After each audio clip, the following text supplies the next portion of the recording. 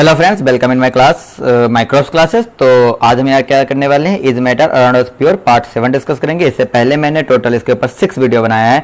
अगर आपने नहीं देखा है तो आप डिस्क्रिप्शन जाइए, वहां से आपको लिंक मिल जाएगा, आप लिंक के थ्रू जा सकते हैं, या आप चैनल पे प्लेलिस्ट में जाके आप वहां से हमारे बाकी बचे वीडियोस देख सकते हैं। आप उस वीडियो को देख लीजिए जिससे कि आपको ये वाला ज्यादा समझ में आएगा। जैसा कि आपके सामने इस पीपीटी पे इस स्लाइड पे एक फिगर दिख रहा है, इस फिगर को हम सेपरेटिंग फनल कहते हैं। और ये एक ऐसा उपकरण या ऐसा इंस्ट्रूमेंट है या एक ऐसी चीज है जिससे हम दो इममिसिबल लिक्विड को सेपरेट करते हैं। टर्म आया हमारा इममिसिबल लिक्विड। इममिसिबल लिक्विड मतलब ऐसे दो लिक्विड जो आपस में ना घुलते हो, उसे हम इममिसिबल लिक्विड कहेंगे। अब हमने कहा कि दो तरीके का लिक्विड है, मतलब क्या है कि उनकी दोनों की डेंसिटीज अलग अलग होगी। तो डिपेंड ऑन द डेंसिटीज या बेस्ड ऑन द डेंसिटीज एक लिक्विड लोअर डाउन में और एक लिक्विड अपर चला जाएगा। जैसे यहाँ पे पीला, सफेद और ब्लू का 3 लेयर आपको सेपरेट दिखाई दे रहा है। इन तीनों लेयर को नीचे जो है हम कॉर्क के थ्रू ओपन करेंगे, और पहले नीले वाले को, फिर सफेद वाले को, और बाकी इस फनल में हमारा सिर्फ रेड वाला रह जाएगा। इस तरह से ये तीनों के तीनों लिक्विड अलग अलग हो जाएंगे। यहाँ पे टर्म मेन क्या है, इममिसिबल लिक्विड है। इममिसिबल किसका कैरेक्टर है, इममिसिबल जो है इसके जो है सॉल्वेंट और मतलब कंपोनेंट के कैरेक्टर। हमने जैसा कि बता रखा है कि सेपरेटिंग जो सिस्टम होती है वो किस पे डिपेंड करती है, वो डिपेंड करती है कि उसके पार्टिकल्स के कैरेक्टर क्या है, मतलब based on the character of the particles. अगर दो ऐसा लिक्विड हो या दो ऐसा मिक्सचर हो जो कि इममिसिबल हो, मतलब एक दूसरे में डिसॉल्व ना हो, तो उसे हम सेपरेट करते हैं बाय द प्रोसेस या by use of the separating funnel. इसे हम सेपरेटिंग फनल कहते हैं। यहां सेपरेटिंग फनल में क्या होता है, जो हमारा इममिसिबल लिक्विड है वो डिपेंड करता है कि उसकी डेंसिटीज कैसी है। डिपेंड ऑन द डेंसिटीज ये अलग अलग लेयर में सेपरेट आउट हो जाते हैं, जिसे हम बाद में कॉर्क के थ्रू अलग अलग वेसल्स में कलेक्ट कर लेते हैं। ओके, तो अगर हम बात करें जैसे एग्जांपल की, तो कैरोसिन और वाटर। कैरोसिन जो होता है इसकी डेंसिटीज वाटर की डेंसिटी से कम होती है, और जिसकी डेंसिटी जिससे कम होती है वो उसके ऊपर फ्लोट करता है। मतलब क्या है कि वाटर और कैरोसिन का अगर हम मिक्सचर ले और उसे सेपरेटिंग फनल में डालें, तो हमेशा वाटर जो होता है लोअर पार्ट में और जो कैरोसिन है वो अपर पार्ट में फ्लो करेगा। यही कारण है कि आपने सुना होगा मॉस्किटो के लार्वा को मारने के लिए हम जो है कैरोसिन को स्पाइल करते हैं किसी भी नाले में या पानी में। क्यों? क्योंकि जो है हमारा कैरोसिन ऑयल है वो हमारा वाटर के ऊपर एक लेयर बना लेगा, जिससे कि ऑक्सीजन जो कंटेंट है, ऑक्सीजन पेनिट्रेट नहीं हो पाएगी, और वो जो लार्वा है वो due to absence of the oxygen वो डेथ कर जाएगा। तो ये प्रोसेस हम मारने के लिए यूज करते हैं इनके इममिसिबल कैरेक्टर के कारण, ठीक, और डेंसिटीज कम होने के कारण। तो वही मैंने लिखा है, the density of the water is more than density of the kerosene and kerosene float on the surface of water. अब अगर हम इसके बात करें कि इसका एप्लीकेशन क्या है, तो पहला तो एप्लीकेशन है वाटर और ऑयल को अलग अलग करना। कोई भी तेल, कैरोसिन तेल हो या हम खाने वाला तेल या पाम तेल बात करें, कोई भी तेल जो मतलब कोई भी तेल है वो हमारा, उसे हम वाटर से मिक्सचर करते हैं बाय द सेपरेटिंग फनल। दूसरा हमारा हो गया for extraction in the extraction of iron from its ore. Ore क्या होता है, ओर में आयरन के अलावे कुछ अदर कंपाउंड कंपोनेंट भी होते हैं, तो उसे हम बाहर निकालने के लिए, उसे भी सेपरेट करने के लिए हम यही सेपरेटिंग फनल यूज करते हैं। तो उसमें क्या करते हैं हम देखिए, lighter slash is removed from the top by this method to leave the molten iron at the bottom of the furnaces. Furnaces क्या होता है, फर्नेसेस वो चीज है जहां पे हम जो आयरन है उसको लिक्विड फॉर्म में ले आते हैं। तो लिक्विड फॉर्म में लाने के बाद आयरन जो होती है डेंसिटी ज्यादा होती है, तो वो बॉटम पार्ट में या लोअर पार्ट में चला जाता है। वहीं पे हमारा जो उसके स्लज है और मतलब जो आपके उसके अनवांटेड सब्सटेंस है वो हमारे ऊपर आ जाते हैं, क्योंकि वो लाइटर होते हैं, और लाइटर पार्ट को अलग कर देते हैं, मोल्टेड पार्ट को अलग करके हम आयरन को सेपरेट कर देते हैं उसके ओर से।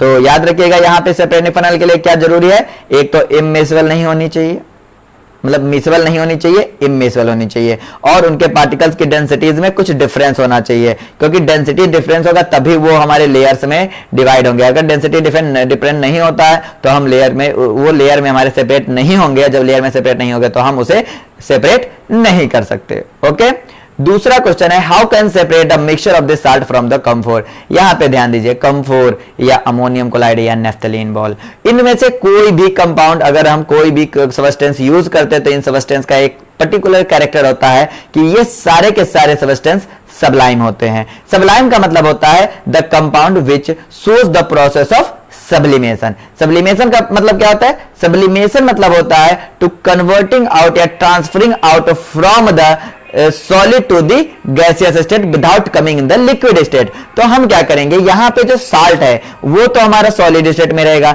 लेकिन कंफोर क्या होगा, सॉलिड से डायरेक्ट गैसियस स्टेट में चला जाएगा, मतलब लिक्विड में आएगा नहीं। तो हम क्या करेंगे, इसको हीट करना शुरू करेंगे इनको चाइना डेस्क पे रख के, और जब हीट करेंगे तो कंफोर जो है गैसियस स्टेट में आ जाएगा, उसे कॉटन के थ्रू सेपरेट कर देंगे, जो कि चाइना डेस्क में बचेगा वो हमारा साल्ट बचेगा। तो यहाँ पे कौन सी प्रोसेस मैंने यूज की? सब्लिमेशन की, क्योंकि यहां पे मैंने क्या किया, कैरेक्टर जो है इसके कंपोनेंट के क्या थे, सबलाइम के कैरेक्टर थे। तो camphor change directly solid to the gases without coming into the liquid state on heating, process is called the sublimation and substance is called the Sublime.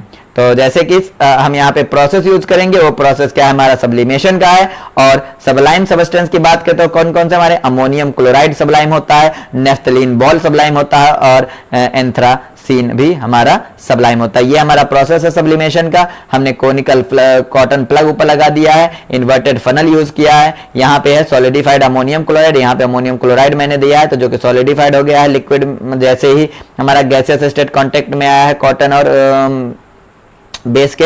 यहाँ पे चाइना डिस्क में हमारा जो बचा है वो हमारा साल्ट बच जाएगा, अमोनियम क्लोराइड पूरा हट जाएगा, या कंफोर पूरा हट जाएगा, या नेफ्थलीन बॉल भी चला जाएगा। तो इस प्रोसेस को हम सब्लिमेशन कहते हैं। नेक्स्ट है, is the dye is a black ink is a single colour. नहीं, जो डाई होता है वो हमारा मिक्सचर ऑफ द कलर होता है, और डाई जो होता है वो वाटर में भी घुलनशील होता है, मतलब मिक्सचर ऑफ द कलर, बहुत से कलर को मिक्स कर दिया जाए तो उसे हम डाई कहेंगे। तो अगर हमें उसके एक पर्टिकुलर कंपोनेंट को अलग करना हो तो हम क्या करते हैं, यहां पे ध्यान दीजिए, सॉल्वेंट हमारा एक ही है, वो है वाटर, लेकिन डाई के जो कलर है वो अलग अलग है, डाई के अलग अलग कंपोनेंट है, तो उनका जो है घुलनशीलता मतलब सॉल्युबिलिटी जो है वाटर में वो डिफरेंट होगी।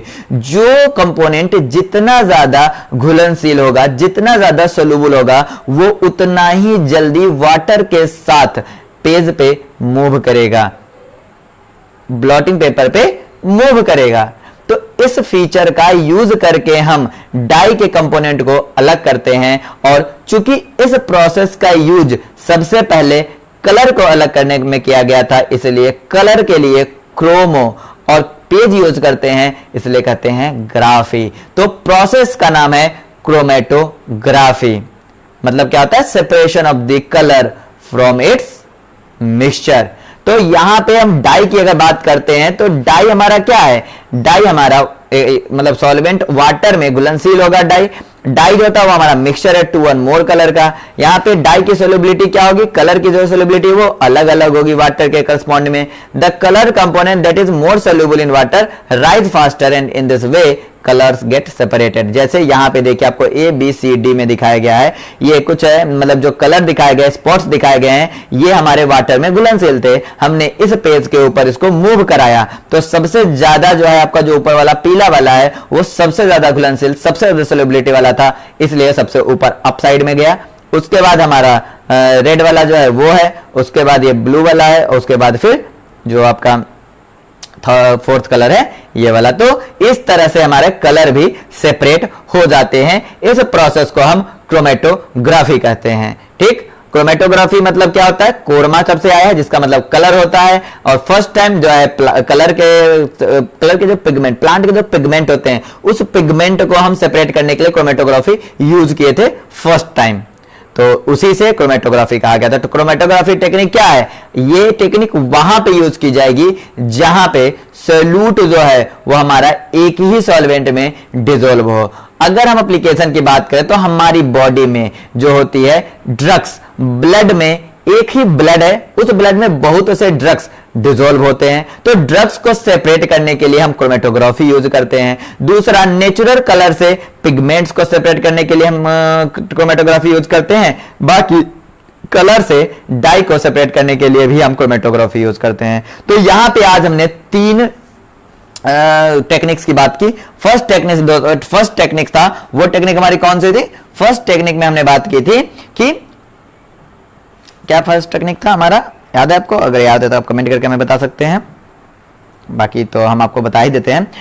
देखिए, हमने यहाँ पे आज फर्स्ट टेक्निक जो है इमिसिबल लिक्विड की बात की थी। इमिसिबल लिक्विड को कैसे हम सेपरेट करेंगे, तो हमने कहा था इमिसिबल लिक्विड के लिए हम सेपरेटिंग फनल यूज करते हैं। सेपरेटिंग फनल क्यों यूज करते हैं? वो अलग अलग डेंसिटीज के बने लेयर को अलग अलग हमारा वो सेपरेट कर देता है। दूसरा मैंने टेक्निक की बात की सब्लिमेशन की, वहां पे क्या था? कंपाउंड जो है वो सबलाइम होना चाहिए। तीसरा मैंने बात की क्रोमेटोग्राफी का, तो क्रोमेटोग्राफी का मेन पॉइंट क्या है कि जितने भी सॉल्यूट है उनका सॉल्वेंट एक ही होना चाहिए। मतलब सॉल्यूट एक से ज्यादा हो सकता है पर सॉल्वेंट हमेशा एक होगा, तो हम क्रोमेटोग्राफी यूज करेंगे। अगर आपको वीडियो समझ में आए तो वीडियो को लाइक कीजिए, चैनल को सब्सक्राइब कीजिए, बेल आइकन दबा दीजिए, जिससे कि हमारा और आपका रिश्ता बन सके और आप हमारे इस यूट्यूब फैमिली के मेंबर बन सके। आप हमसे अगर जुड़े रहेंगे तो आपको आई थिंक बहुत से अच्छे इन्फॉर्मेशन से बहुत ही ईजिली हर एक टेक्निक्स और हर एक मटेरियल को मैं बहुत ही ईजिली आपके साथ डिस्कस करूंगा।